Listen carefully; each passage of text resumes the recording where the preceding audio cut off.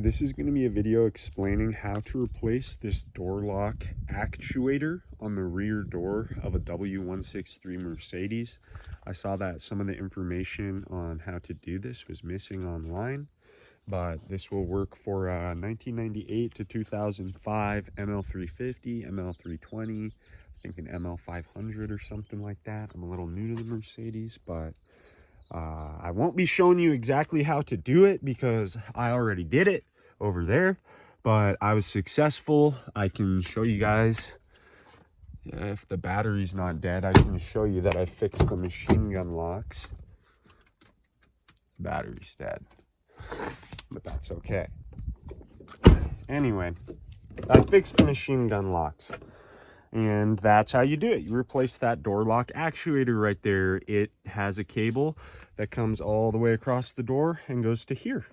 And it has another cable that comes all the way across the door and hooks up to the handle. And then there's a little mechanism inside the outside handle that interacts with it and makes it open up. And if you're willing to try this, I'm willing to bet that where you're getting stuck on the rear door of your W163 is getting this handle off. But I will explain all in time. So the first thing that you are going to do to start replacing this door lock actuator is you will use a small screwdriver to peel up this SRS airbag logo. There will be a Phillips screw underneath it. I think it's a number 2 or whatever. It's a pretty small headed Phillips screw will be underneath that SRS airbag. And then under this handle right here, there will be a screw here and a screw here. And you will pry up the bottom of this handle, take it off, and then you'll be able to access the 2 screws. Same thing. I think they're number 2 Phillips, but they're definitely Phillips headed screws. And then from there, those are the 3 bolts that hold on this door card. So you will take your fingers, run them in between the door card and the metal door, and just pop them up. There's plastic clips all around the door card. You're just going to pop them out. Some of them are going to get left behind in the door. Some of them are going to get pulled out with the card. Some of them might get broken. That's okay. You can pull them out of the door later if they get stuck in the door to reuse them. And really, you don't need them all to keep the door on. I'm kind of OCD, so I like to keep them all on. But yeah, this is an old like scrap door card that I replaced. But I can kind of show you guys some of the stuff I'm talking about. So these black clips are what those white, I've heard them referred to as Christmas tree pins or something like that. Christmas tree clips. These little black clips are what they go into. They're glued to the actual door card, and I'm trying to find one that's loose. Yeah, see, like that one's loose. Some of them will probably pop off. This one's actually like, even though it's all messed up on the front, the clips are glued to it really well. Usually they're glued kind of bad. They're not fully encased in the glue, and that's why they're able to pop off. Yeah. See, like it doesn't have the glue popping up into it. But anyway, you'll use E6000 on those. At least that's what I found. Works pretty well. I like to use the white E6000 so I can see everywhere it flows. That's also what I liked to use to re-glue the foam inside the door. As you can see over there, there will be foam when you take that door card off. So after you've gone around and taken all those clips out, taken the 3 screws out, here's basically what you'll be looking with. Here's my new end of my door lock. I actually broke the clip and had to JB weld it, but it's okay. It's gonna work great. But regardless, you'll have to take all this foam off. Basically just off. You can leave the top on, but once you take the top off and start, moving around all this foam on the bottom, it's pretty much all going to come off. You're going to have to take off all the glue all around it and do a new bead of E6000. You can see my E6000 sticking out right there. But you're going to have to do a new bead of glue all the way around if you want any kind of sound deadening in the end. But anyway, you just go all around this with a small screwdriver or your fingers. The glue is really, really sticky. It like sticks to everything. I probably still have some, yeah, like under my fingernail, and I did this a few days ago. But first I would take the speaker off, obviously undo the connector for the speaker. So you'll push down right here on this clip on the front, and then you'll, pull this part through. Once you've pushed down on that little notch that's sticking through, just yank it out, and then it's 3 of those number 2 Phillips head screws holding the speaker on, 1, 2, and 3. And you'll take those out, take the speaker off, be careful with it, don't drop it and smash it or you'll hate yourself.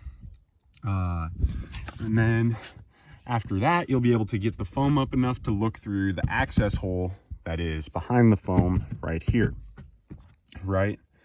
From there, once you get to the access hole, depending on the Mercedes you have, you might even be home free, right? You might be able to come over here, undo these 2 T30s that hold in the actuator, and then push it down, drag these cords through the hole with it because they're attached to the actuator, and pull it out that hole, right? I saw on an ML320, it looked like it was almost about that simple. But on mine, on the ML350, at least, I know you are not out of the woods once you have just gotten that foam lifted up, right? The first thing that you will need to do is remove this outside door handle fully, every part of it. So the access hole, this is the big $1 million piece of information in this video. I'll probably put a timestamp to it. The access hole, you lift up this siding. Let me get way far away so you can see it. This is where our actuator lives, right? On the front doors, you'll see the access hole.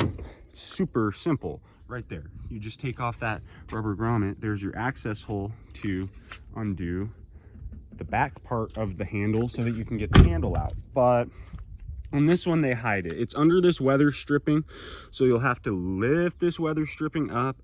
I cut the glue away so that I could put new glue in and stuff, but I mean, that's all up to you, obviously. You could probably not glue this part and be fine, but I don't like to do that. Anyway, you'll lift it up. There will be a hole there where you can put a 4mm Allen key. And you need a long 4mm Allen key. If you have like a short 4mm Allen key, it's not going to work. You need a long one like this that's at least like 3.5 inches long, or one of the super long wrench ones with a T handle, But you can't do it with a regular short Allen key. You won't be able to reach the screw in here. And when you get this screw, you do not want to take it out. You're going to make your life impossible if you take it out. Give it 4 turns, right? 4 counterclockwise turns, full rotation. So start the top, this is what a full rotation looks like if you guys don't know. I'm sure you know. I'm sure I'm over explaining, but you spin it. That's half a rotation when it's facing down, and then when it's facing back up, that's 1 full rotation counterclockwise. And I would do 4 of those, then come over here, try to get this off, right? They say 5 tops. It's a set screw. You don't need to take the screw all the way out. You just need to pull it out enough to where it's not holding tension on the parts.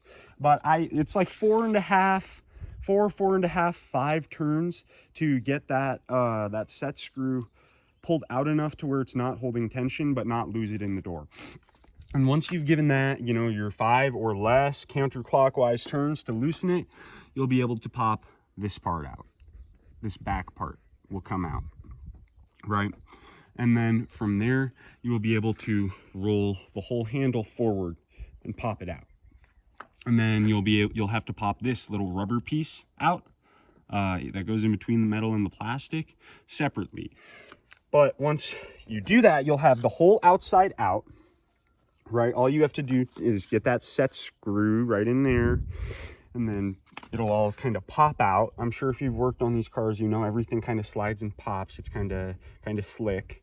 But then there will be 2 more Phillips head screws here and here that hold the actual inside track that the outside handle connects into to the metal door. It's maybe that I said that in a way that's weird to understand, but there will be 2 Phillips screws under here. They are holding on what's actually blocking you from getting this actuator out. It's the track for this outside door. right? So you'll use your 2 Phillips screws. You take those ones all the way out. It's going to fall down into the door, the plastic piece. It has, I wish I had one to show, but then you'll just reach into the door, grab it, take it out. You're good to move on to the next step, which for an ML320, they have like a metal cage inside of them, basically to protect the window track from that actuator, is what it seems to me. So at this point, you should have your actuator loose in there. You should have taken out those 2 T30s. And then if it's an ML350, you should be able to take it out after you've taken the outer and inner part of the handle off. You should be able to slide it down and out that hole without busting up your door. I know on my ML350, though, they have a weird metal cover that protects the window track, and you can't get it past that with that cover screwed in. You can't. So what you have to do is drill the rivets out that hold on your airbag, and it really sucks. You need good drill bits. You need don't use brass drill bits. This will take you like 3 hours if you use brass drill bits. Go buy some carbide steel drill bits and you'll get this done really quick. You can see that one I did really bad. I tried to get a chisel behind it. That one I did a little better. And then on the bottom, I kind of figured out how to get these rivets successfully. But the reason you have to take that airbag out is because it's hiding a T30 screw that holds that cover on. This is one of the T30 screws that holds that internal cover that we cannot see at all right now on. And then there's one of the other ones. That's the other one. That's the only 2. And then you'll be able to move that cover free, right? You can push it up into the door above the actuator, and then you'll be able to pull the actuator against the window track. It's kind of going to bend the window track. It's going to be a little bit freaky, but it's not like something solid and big enough. You can wiggle it around the window track without breaking the window track. I know, because I've done it, right? You don't have to take the window track all the way out. If you did, that would be everything for this door. You would take everything off this door. If you had to take the window and window track out, you would have to, that's literally like every single part that attaches to this door besides just the metal shell. You would have had to taken off to get to the actuator. And I don't think you have to do it. I didn't have to do it, and I fixed my problem. I wish my car was charged and I could show you guys, but I personally, I don't recommend taking that window track out. I think it's more harm than it's worth. But once you've gotten that metal cover out and the inside piece of this handle out, you will be able to get that actuator out without bending your door. It's just going to take some finagling and finessing to get it past the bottom of the track right in here, but you will be able to get it done. You won't have to go spend $1,000 at the dealership. You got this. Yeah, let me know in the comments if you guys have any questions. There's my explanation of how to replace the rear door lock actuator on a W163.